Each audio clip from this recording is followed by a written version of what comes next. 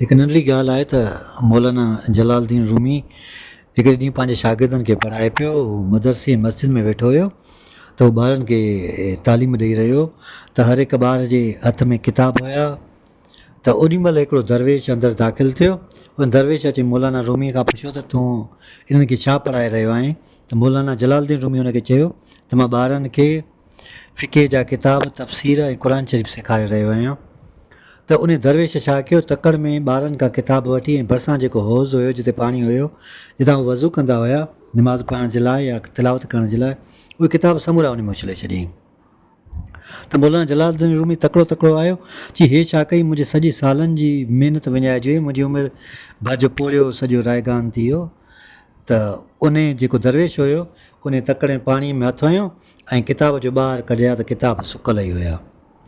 त जेसिताईं जलालुद्दीन रूमी हुन खां पुछा करे त हे तो कीअं कयो, तेसिताईं उहो दरवेश उतां रवानो थी वियो।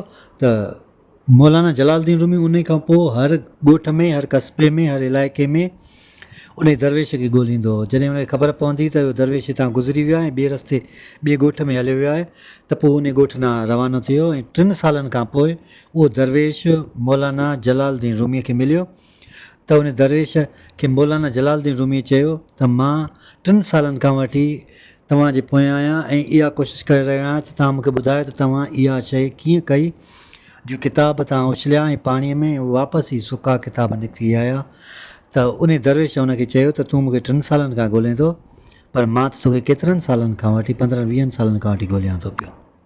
ज़िंदगीअ में जेकॾहिं तव्हां हक़ ऐं सच जी तलाश कंदा आहियो त पक ॼाणो त तव्हांखे हक़ ऐं सच ज़रूरु मिलंदो आहे। तव्हां कंहिं बि मोड़ ते जेकॾहिं महसूसु कयो था पिया तव्हां का शइ हासिलु करे सघो था, त पोइ मुमकिन आहे त उहा शइ तव्हांखे मिली सघे थी।